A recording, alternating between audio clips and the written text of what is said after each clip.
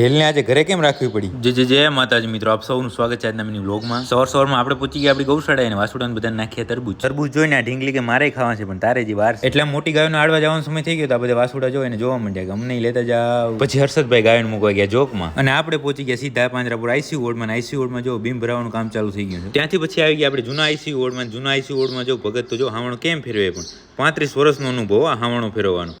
પાડી તમે ઘણી જોઈએ છે, પણ કોઈને આમ બેહતા જોઈએ છે. જો આ પાડી બેઠી કૂતરી બેઠી કઈ ખબર પડે? ત્યાં તો તીરથી પહેલી મોજા કરી નાખી બધાનું ડ્રેસ. પાંજરા પર બધું કામ ઓકે કરીને આવી ગયા આપણે ગૌશાળા. ગૌશાળા હર્ષદ તો વાસળી રમાડતો હતો. પછી વાસળી રમાડવા માટે થોડી વાર આપણે ગયા તો બધી આપણી પાસે આવ્યો. બધી જ વાસળી સાથે થોડી વાર રમીને એ જ વાસળી વિશે થોડી ઘણી વાતચીત કરી. એટલામાં તો તીર્થભાઈ આવી ગયા મેદાનમાં. જો બધાને રમાડવા માંડ્યા. થોડી વારમાં તો બધી વાસળી એની પાસે આવી ગઈ, કારણ કે રોજ શું એને રમાડે ને એટલે બધી હેવાય એની. જો આપણે આપણી ગૌશાળે બધું ઓકે કામ કરીને આવી ગયા. ઘરે આવ્યા ને ત્યાં જો ઢેલ ઘરે હતી. ઢેલ ઘરે હોવાને કારણે કે આંખે આવલ. બસ તો આ મિની બ્લોગ પૂરો. લાઈક, કોમેન્ટ, શેર ભૂલાય નહીં હો.